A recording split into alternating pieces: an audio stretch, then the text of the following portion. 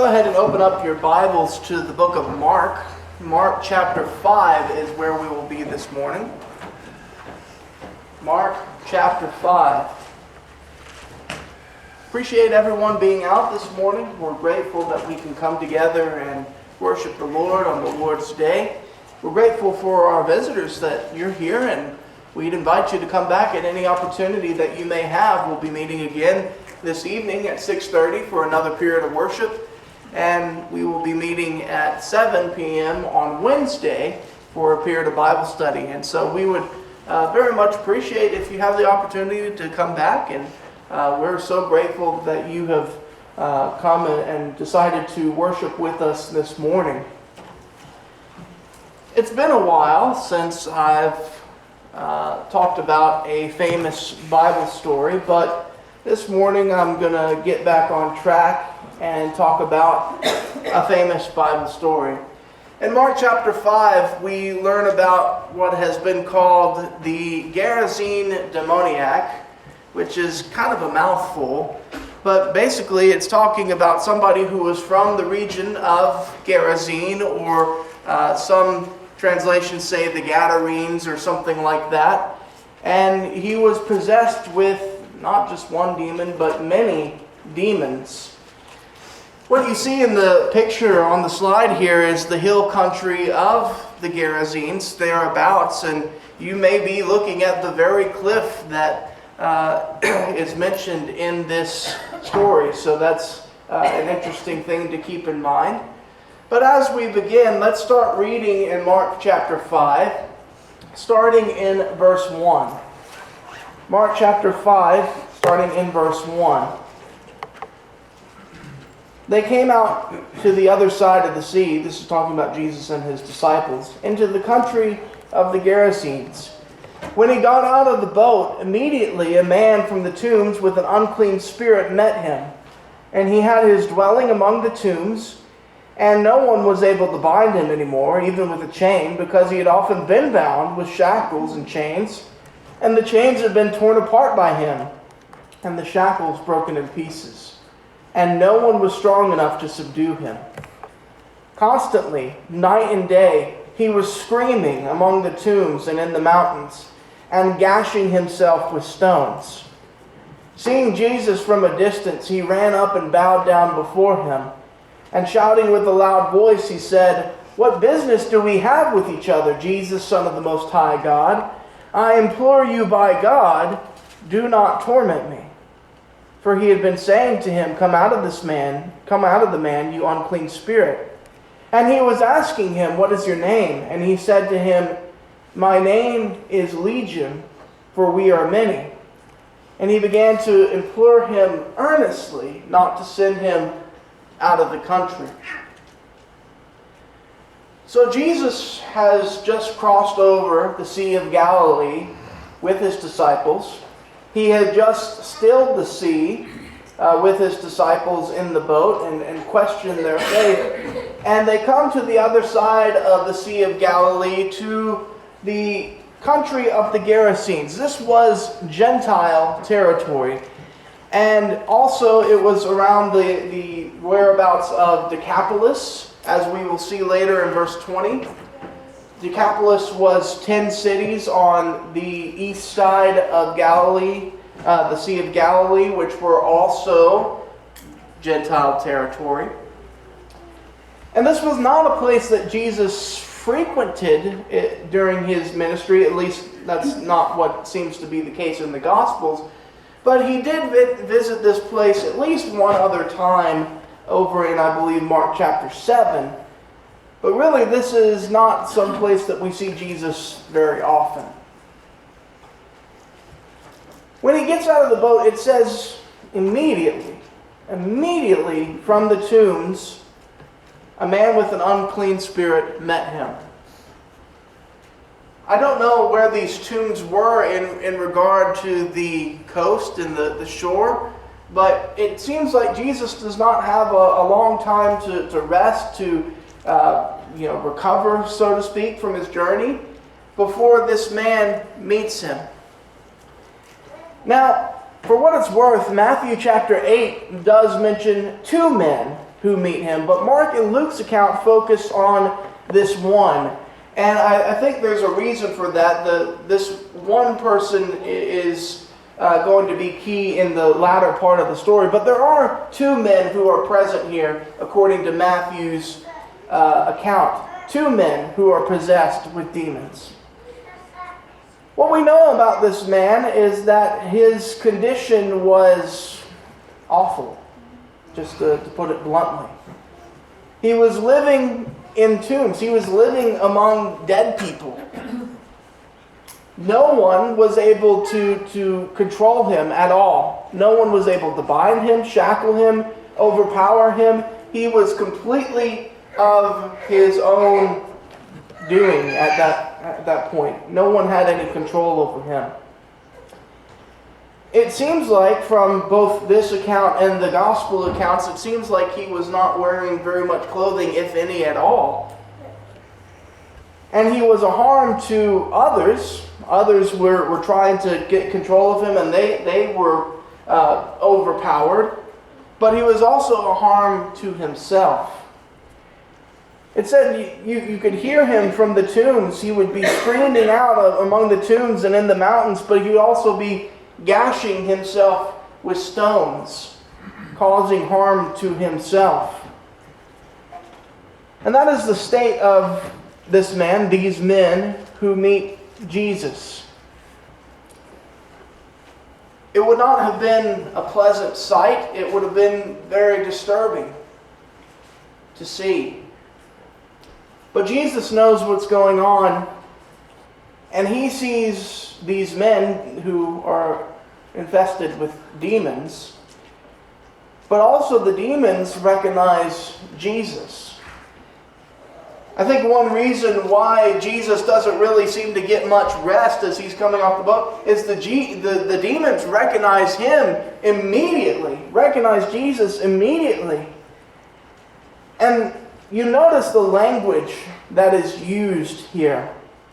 When it says, seeing Jesus from a distance, he ran up and bowed down before him.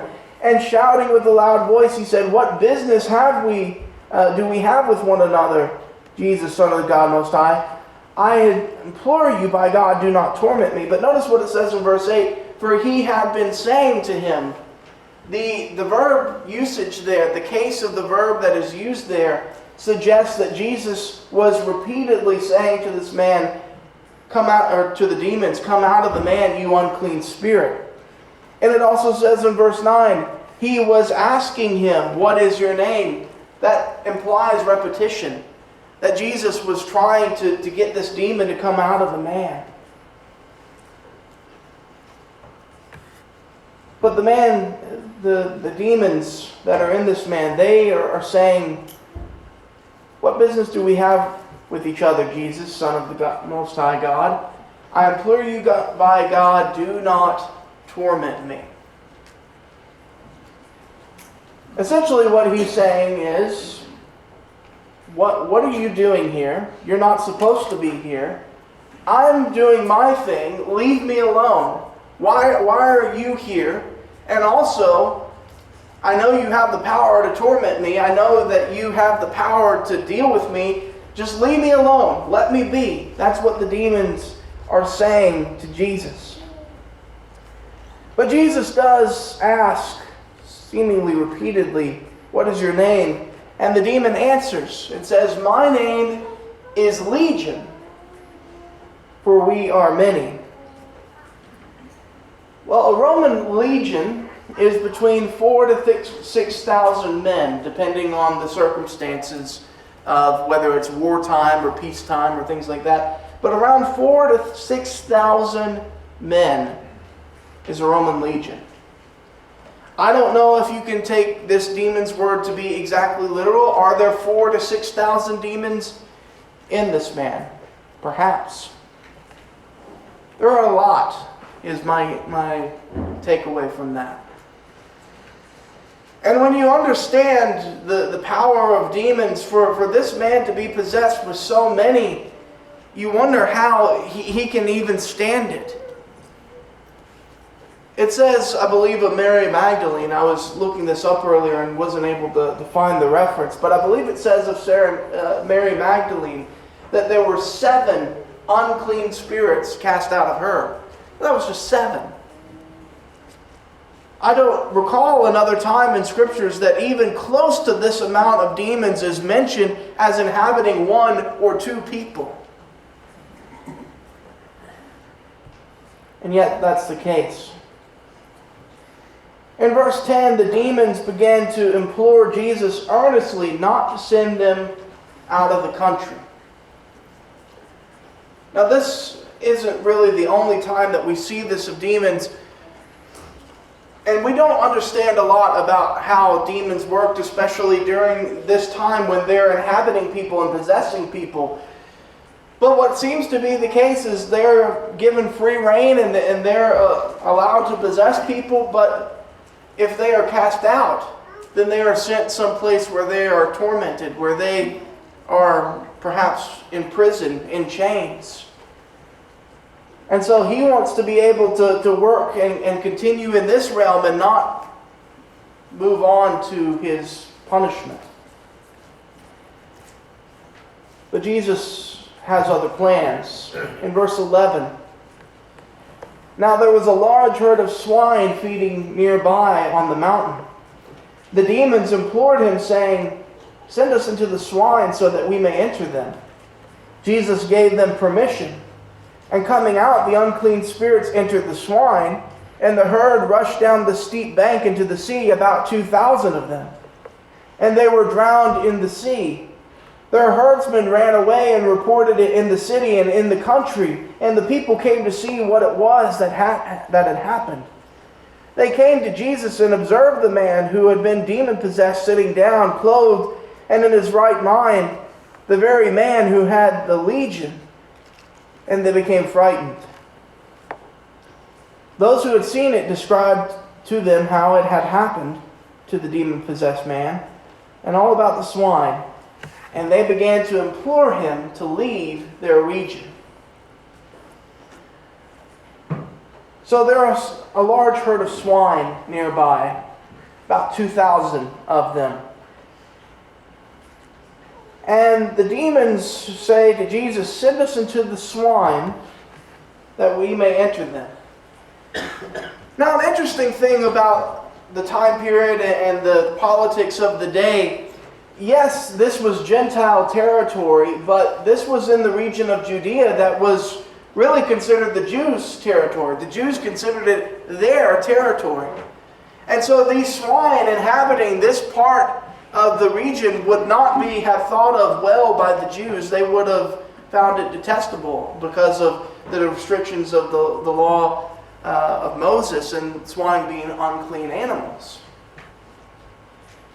So the Gentiles having this many swine in this place would have been an abomination to the Jews. And these demons asked to inhabit these swine. They ask, okay, if you're going to send us out of the man, send us into these swine.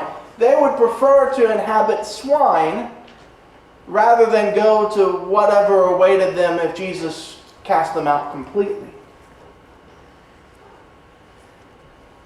And Jesus permitted them to go. And we would assume that Jesus knew what was going to happen, that these swine were going to be drowned in the sea. And I would assume, it doesn't seem to say this, but I would assume that once a being is killed, is dead, that the demons can no longer inhabit it. I don't know. But assuming that Jesus knew that these swine are going to go off the cliff and be drowned in the water, why would he allow the demon to possess them? Why would he not just send the demon out? Well, we understand why he sent the demon out of the man. The life of a man is worth more than 2,000 swine. And in fact, there are 2 men. But the life of these people is obviously more valuable than 2,000 swine. But why not just send them to wherever they don't want to go? And the answer is, I don't know. people look at this and say, why did Jesus allow the destruction of this property? And some would point to, well, the swine weren't really supposed to be there in Judean territory. I understand that, I agree with it, but is that the reason why? No, I just don't know. There are a lot of things that Jesus did that I don't know the exact reason why. Why did Jesus start drawing on the ground when the woman caught in adultery was brought to him and presented before him? I don't know. And this is one of those cases where I have to just say, I don't know why Jesus cast the demons into the swine, permitted them to go. But he did. And what happens is these swine become overpowered by the demons. And again, I don't know the exact details of how this is the case, but the swine run off the cliff. Did the demons make them do that, or was that just an accident? Again, I don't know. But now 2,000 swine are drowned in the Sea of Galilee. And they have herdsmen, people who are watching over these sheep so that no one would harm them, pigs. Watching over these pigs so that no one would harm them, no one would steal them. And they're for hire. These herdsmen, it's their job to make sure nothing happens, and now they're all gone. They run back and tell what has happened to the people of the town, the people of the region. And the people of the region come and they see this demon-possessed man who had a reputation at this point. People knew who he was. People knew that he was probably dangerous, that you didn't want to be around him. They probably heard him screaming out at all times of the day in the tombs and in the mountains. And now he's clothed. He's in his right mind. And it says that the people became frightened.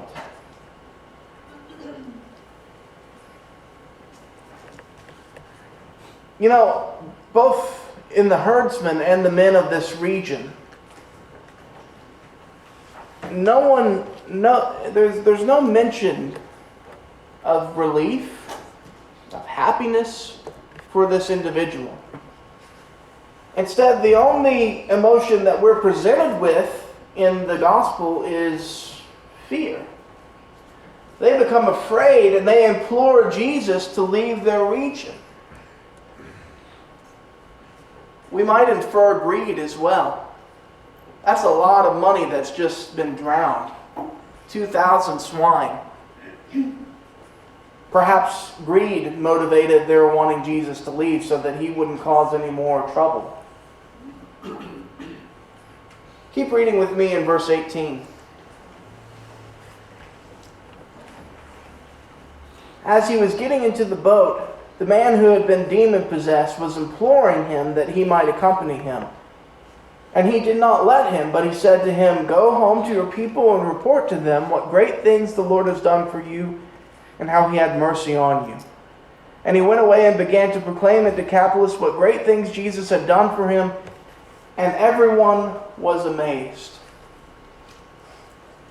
So the people of this region, out of fear, perhaps out of greed, they say to Jesus, "Sorry, we don't want you in here anymore. You're going to have to leave." And Jesus acquiesces to that. He leaves. He starts to get in the boat. And from human nature, we would say, yeah, you're a Jew. You're in Gentile territory. The people of that land no longer want you to be here. It's smart to leave. But again, when we are left to observe the actions of Jesus and understand why he's doing them, it does beg the question, why were they over there in the first place? Why did they sail over the Sea of Galilee in the first place? Well, you would assume Jesus is omniscient. Jesus knows all things. Jesus knew that he was going over the Sea of Galilee to do this. And I have no problem with that. But I do have to ask, what if the people reacted to him casting out the demoniac in a different way? What would have happened next? Would he have stayed? Would he have gone? There are a lot of questions that come up as I'm reading this that I just don't have the answer to. Here's another question that I have. The man wants to join Jesus. He wants to go along with Jesus and become one of his disciples. And Jesus says no. Jesus instead tells him to spread to others what Jesus had done for him. And my question is, why? Why does Jesus not let him come with him? Well, I have a few thoughts on that. It seems like if he's in Gentile territory, that he himself is a Gentile. And Jesus was mostly working in Israel at this time and spreading the gospel to the sons of Israel at this time. And him having a Gentile with him would have caused lots of problems. So that's a possibility. But ultimately, what I have to conclude is that in whatever way, he was better served where he was than going with Jesus. Again, we don't always know why Jesus did things the way that he did. But Jesus saw a purpose for him in going home to his people and reporting what the Lord had done. And that's exactly what he did. He went away and began to proclaim in Decapolis what great things Jesus had done for him, and everyone was amazed. It says in Decapolis, and again, that's a reference to 10 cities. Decapolis literally means 10 cities. It's a region. And I take that to mean that this man wasn't just going to his hometown, to his family, and talking about what Jesus did, but he's going all over and telling people what Jesus had did.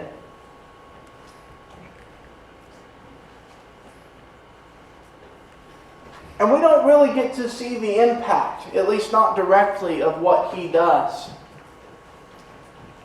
Again, Jesus will enter this region and a blind and deaf man will be brought to him and Jesus heals him. So is it from this man's word that they know about Jesus and know that they can bring this blind and deaf man to Jesus? Perhaps. There's also a record in John chapter 12 during one of the feasts that there are Gentiles who are seeking Jesus. Sir, we wish to see Jesus, they say to one of the disciples, Andrew, I believe. Is that from the efforts of this man? It's a possibility. But we don't ever actually explicitly get the results of this man's preaching, except he's proclaiming in this region and everyone is amazed. He's opening doors for the gospel that we don't really get to see ever fully opened, at least not connected for us. And yet Jesus thought that that was good enough that he would not let him come with him. Instead, he told them to do this. So what can we learn from all of this?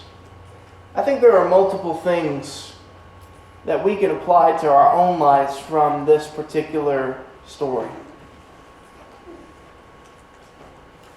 When we see the man possessed with a demon, and I know there are two, but again, the narrative in Mark focuses on this one man. And for the sake of trying to be simplistic, I'll focus on the one man as well. When we see this man possessed with thousands of demons, what we see is a picture of ourselves. I was at a weekend retreat last weekend, and this particular chapter was taught about in one of the devotionals. And so it's no accident that I'm preaching about it today. But as the brother was talking about this man, he said, "Have you seen this? Have you seen this kind of thing?" And initially I shook my head no, thinking he meant, have I seen somebody who's demon-possessed? The answer is no, I haven't. But then he said, have you seen this? I have. And I thought, well, what do you mean by that? And what he meant is, spiritually, he's seen this. And I have too. And I've been this man. And you've been this man.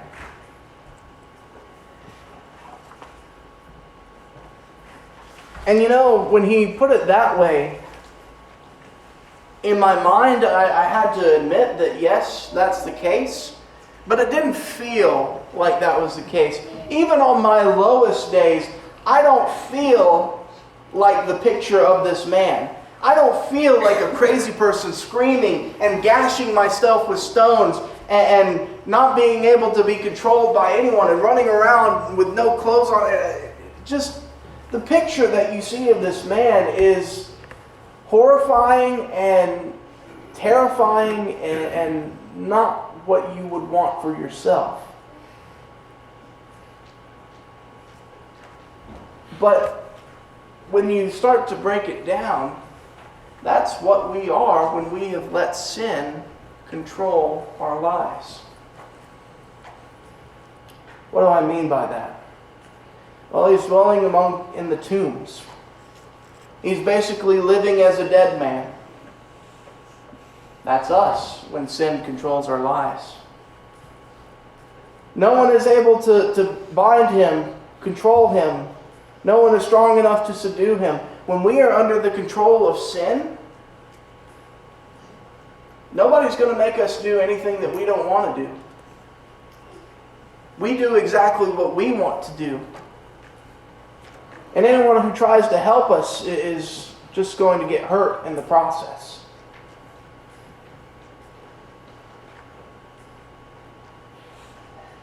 It talks about how he was screaming and gashing himself, tormenting himself, harming himself. When we are under the control of sin, we harm ourselves. We do damage to our psyche and our spirits that take years and years and years to undo and leave scars. And so, like I said, even on my lowest days where I feel sinful, I don't feel like the demoniac, but that's exactly the picture of myself that I need to see, that we all need to see. And this is not the first time in the Gospels that a picture of somebody who Jesus healed is meant to get us to see sin. You think about it in John chapter 9, where Jesus heals the blind man. And there is explicit mention of, yes, this man was physically blind and he was healed, but then you're spiritually blind. Jesus makes that connection. When you're in sin, you're spiritually blind. And Jesus, as much as he was able to heal the physically blind man, is able to heal spiritual blindness. Well, here, this man is physically under the control of evil, of demons. When we are under the control of sin, we're basically the same way spiritually. And Jesus is able to heal us. Jesus is the only one able to heal us. That brings me to my next point. You see the authority of Jesus in this story. From the moment he steps foot on the land, these demons recognize who he is, recognize the authority that he has, the power that he has. They want nothing to do with him. They want him to go away.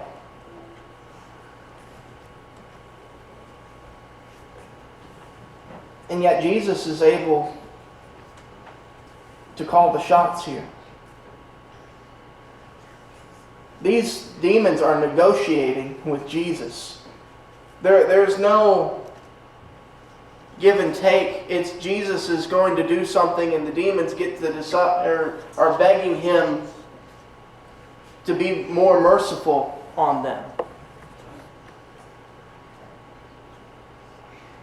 Jesus has complete power in this situation.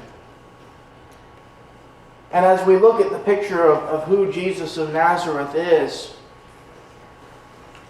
we see in the Gospels all the time the reason for believing in him, and this is just another reason to believe in him.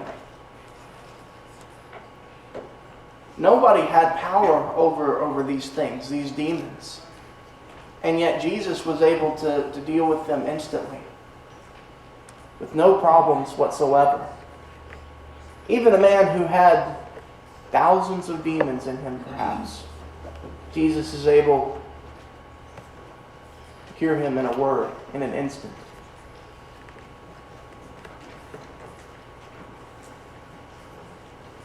Final application I'd like us to think about is, what is our reaction to Jesus? We know that he has this power. We know that he has this authority. How are we going to react? Well, I would suggest that being like the demons is not out of the question for us. That some people react to Jesus by basically saying, "What are you doing here? Let me live my life. I don't want to deal with you." Some people react to Jesus that way. That they want to continue to be evil and don't want Jesus anywhere near them. But even if you're not like that, perhaps you can meet Jesus with apathy. Like the people of the country. They didn't say, let us continue to be evil. But when they see a genuine miracle, when they see that this man who was tormented for who knows how long by demons is now completely sane and has his life back, don't you think that a normal response would be to say, "Hey, I know some people like that. I know some people who could use Jesus. Let's bring him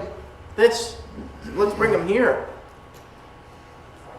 That's not what happens. They say, "Please leave." See, they're not exactly doing evil, so to speak, at least not in the picture of this narrative. They're bystanders in the picture of this narrative, but a lot of times we can meet Jesus with the same kind of apathy. Well, yeah, it's nice that he did something good for other people, but he's just too inconvenient for my life. Or we can be like the man who Jesus healed. Notice in verse 18, it says, "As he was getting into the boat, the man who had been demon-possessed was imploring him." Again, the case of that verb is the idea of he's repeatedly doing it. And he's imploring him. He's begging Jesus, "Please take me with you." What we see in this man is gratitude. He wants to be with Jesus. Jesus says, "No. Instead, you go home and you report to people what the Lord has done for you." And it would have been very easy, I think, for many of us to just go, "Man, Jesus wouldn't let me come with him. Oh well." And go away and do nothing. But that's not the reaction the man had. The man follows the commands of Jesus, and he goes everywhere. Again, as it seemingly implies, not just in his hometown to his own family, but he's going throughout the region talking about what Jesus did for him.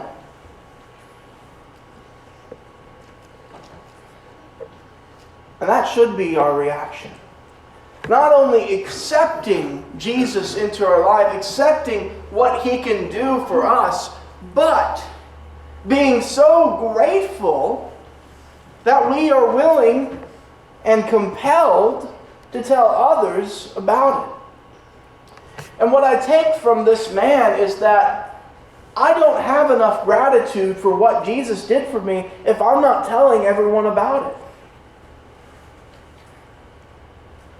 It isn't enough to just say, you know what, Jesus did a great thing for me. That's great, and that means my relationship's fine. No, what we see in the gospel is Jesus did such a great thing for me that I have so much gratitude that I need to tell other people about it.